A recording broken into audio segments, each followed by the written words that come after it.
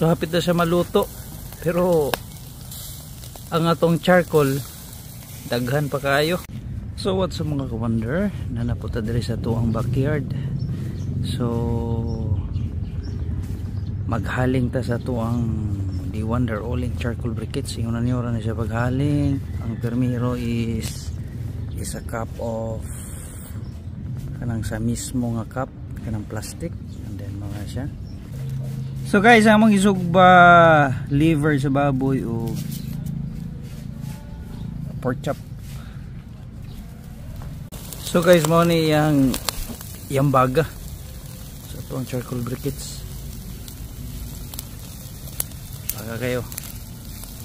So walo ra ni siya kalingin ang among gigamit nya mga kuan ni siya ka kilo, duha ka kilo nga pork chop and then liver sa baboy. So hapit na siya maluto, pero ang atong charcoal daghan pa kayo nya walo ra ni siya kabuok lingin. So yun ani ni siya kay ekonomiya gid. So guys, mo na yung final nga luto. Naluto na siya kanan.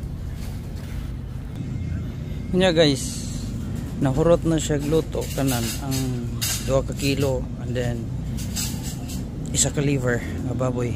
So napagi-sobra. Pwede pa jud ka makaluto og pila ka kilo ani. So as I've said, mas grabe jud kay ekonomiya. So walo ra siya ka charcoal briquettes ang atong nagamit. So mao na to iyang resulta.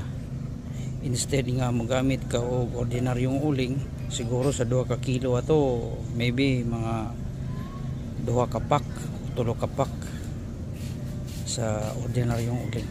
So guys, you decide kung sa inyong gusto.